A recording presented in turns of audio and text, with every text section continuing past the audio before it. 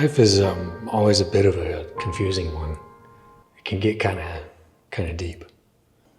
So let's get into it.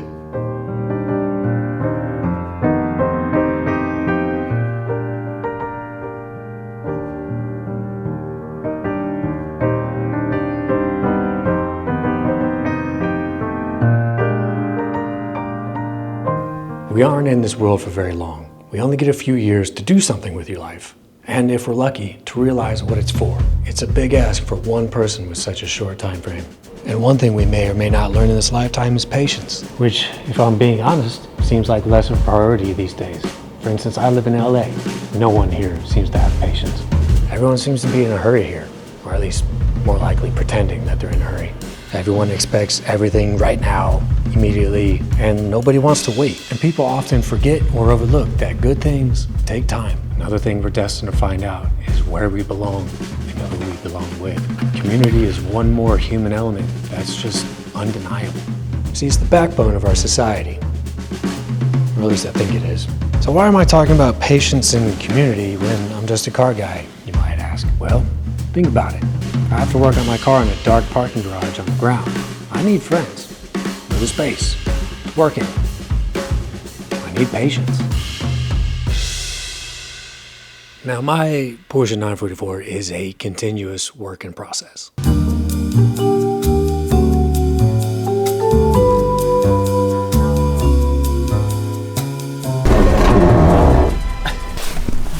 It's not ideal yet.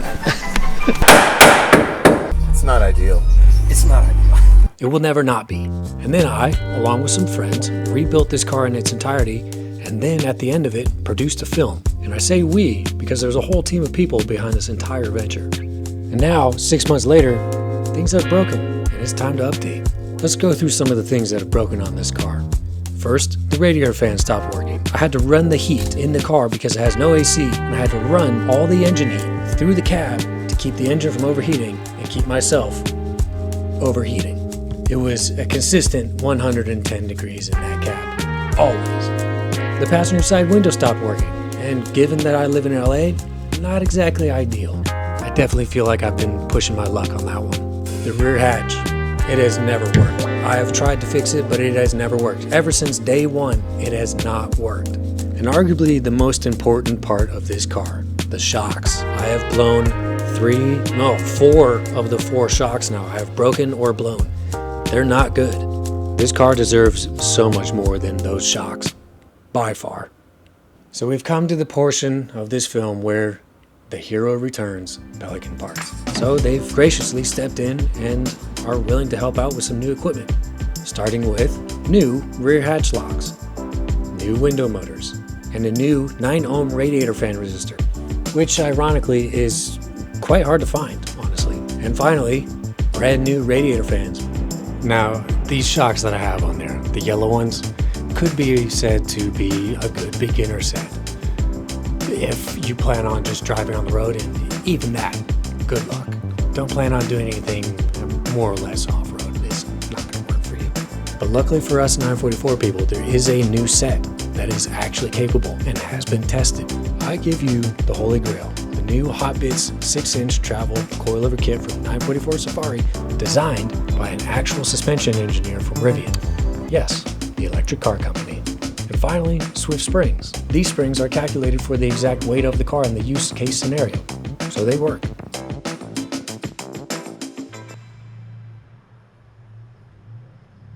Back to the idea of patience. It wasn't just about waiting for parts to arrive. It was also about waiting for the right time. Managing time around a work schedule that takes you all over the country, and working around 2 other schedules outside of my own. While the car sat sadly in the dark garage for months, I waited for the next element of this immense puzzle of time management.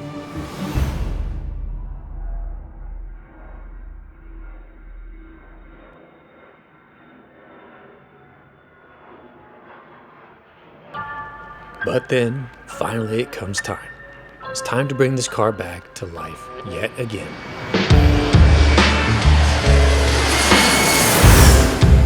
I want to reintroduce Daniel Davis of 944 Safari. You know him from the Build series where he and Zach helped me rebuild everything. But now we have some new characters for you to meet. No, you have to go. Listen, at the same time, we started. Okay. Come on, dude. Everyone, meet the other Daniel and Kristen of Danval Lionheart Race Group, who, if you remember, built the skid plate for this, which ironically has taken quite a bit of damage already. That I had to bring in the help because this is much more of a job than just me. So, got the professionals.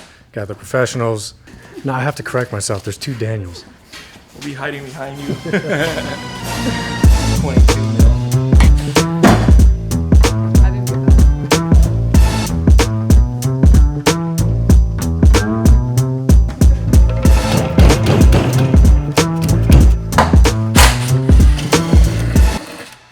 Oh no, I dropped it. Oh. Shit, I'm sorry. Oh no.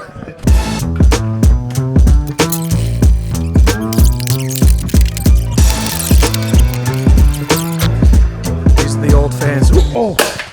Oh no. It broke. Oh no.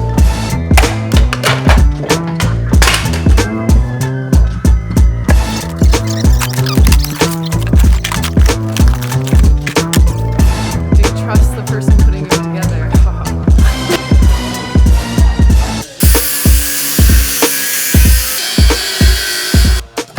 Yeah, see? This is why I put the holes there, so you can just pull it out. Why not drop frames dropping and arms moving out? Previous Nick 4 years ago. Every now and then, pass me is smart. So this is our cheat sheet that Nick already decided he was going to drill a hole in his car. The 911s, they put a hole there, but the 944, they're like, you're on your own.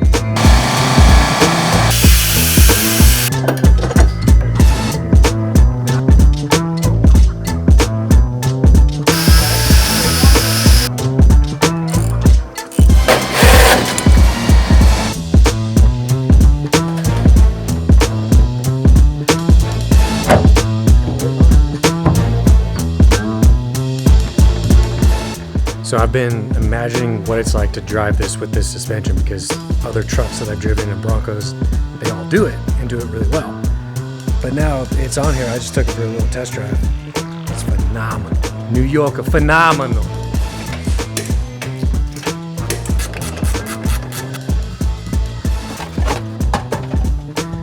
Usually I'm starting out helping, but then he takes over and fires me from doing it. So. Fired! You're fired!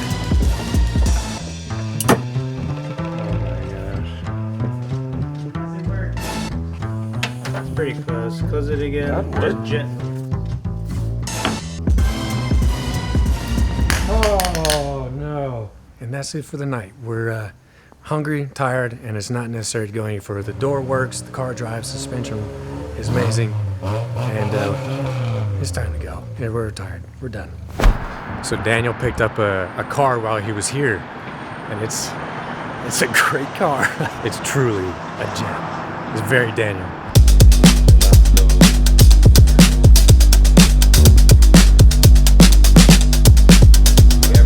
Hi, my name's KT and this is Technical Race Wire. Yep.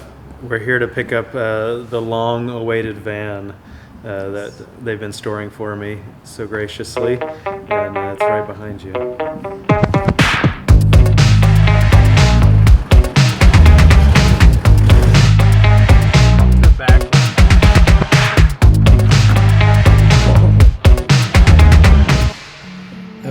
I live in LA, and if you don't own a house in LA, then it's notoriously difficult to work on cars in LA. So I'm in a parking garage. I have very little light and not great tools because my tools got stolen. And the thing about having this window doesn't work. So the thing about having a non-working window is that I run the risk of my stuff getting stolen.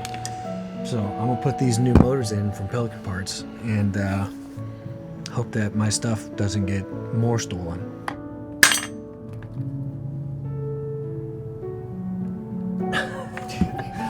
Pretty tight.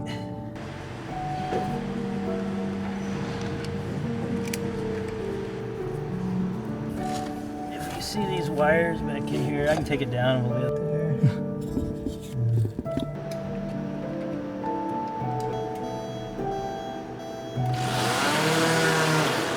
Rubbing that housing. We got 2 fans. Done did it. It was a fuse and a little bit of self-clearancing on the fan.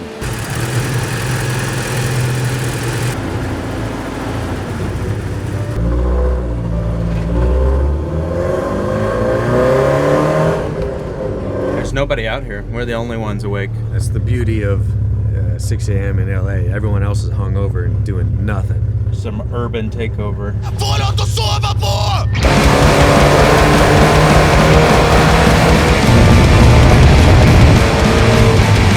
And so much better now.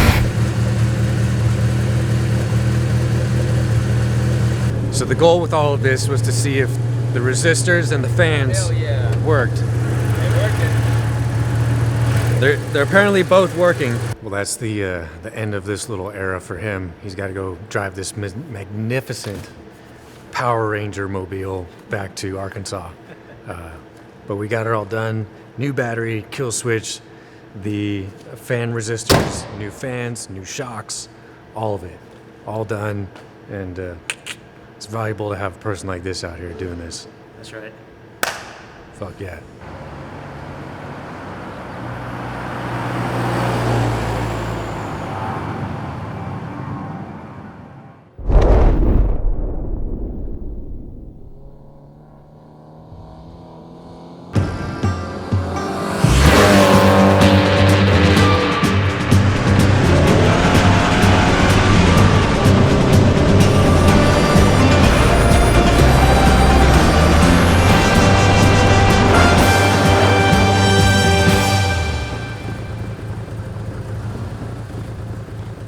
So off-roading these cars is one thing. Driving them on a dirt road is a cool thing to do, but it's not the ultimate test.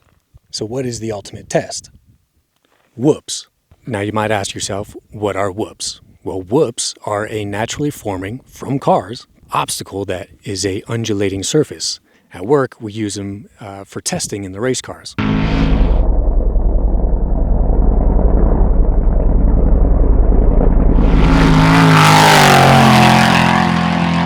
And you have to go over them fast enough to get on top of them. If you go too slow, your car will dive in and crash.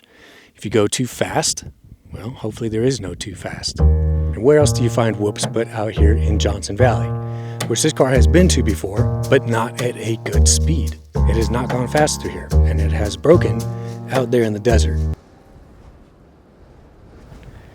So now that I have good shocks, one could say that I am genuinely nervous, because no 944 has ever done this before, to my knowledge.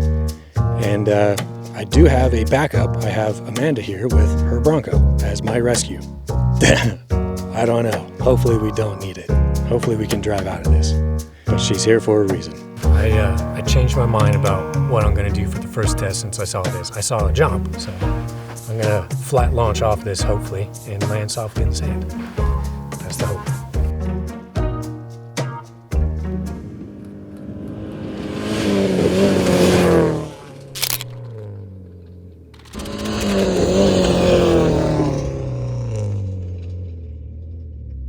Alright, so now that that test is done, I found the whoops that I'm going to do, but I need to adjust the suspension to be the stiffest possible so it doesn't just blow through it. Luckily this has a lot of adjustment and I can make it a lot stiffer. And these little knobby doohickeys have 3, 4, 5. This little adjustment knob is kind of hitting the carbon and breaking it, so gotta clearance that and bend the little thingy back. We'll leave that for now. Do you need girl hands?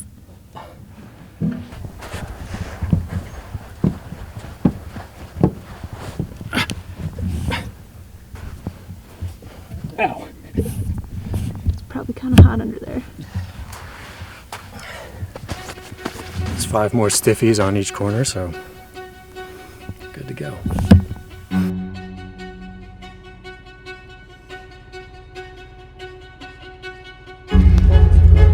This is the actual test, and I am actually nervous. I have my hopes, I have my confidences, but I'm nervous. First time. Here we go.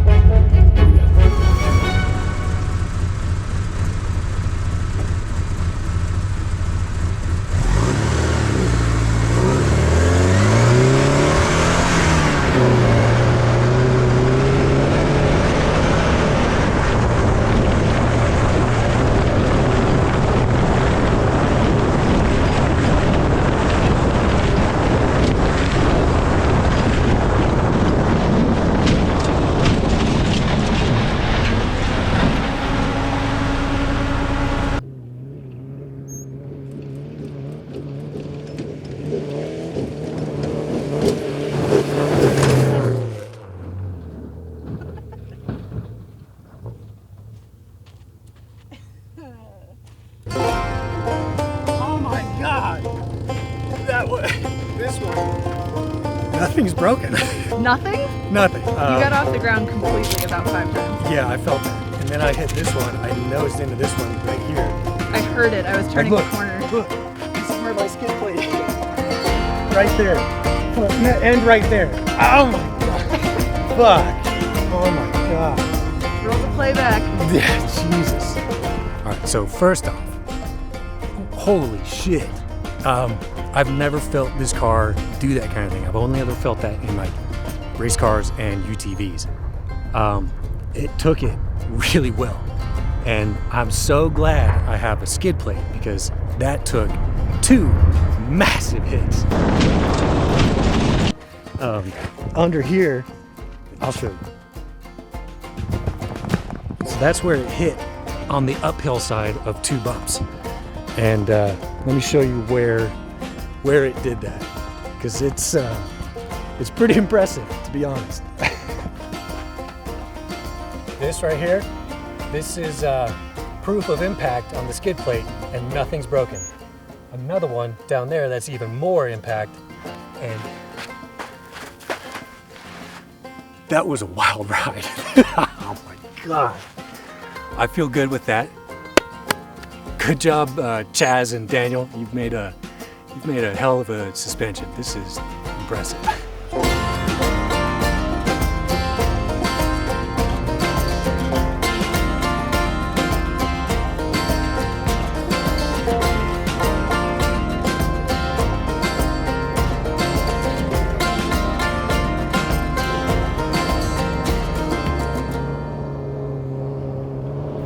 Five years I've been at this car, trying to make it better, failing over and over, breaking motors, breaking parts, trying new things, and sometimes feeling like I'm getting nowhere.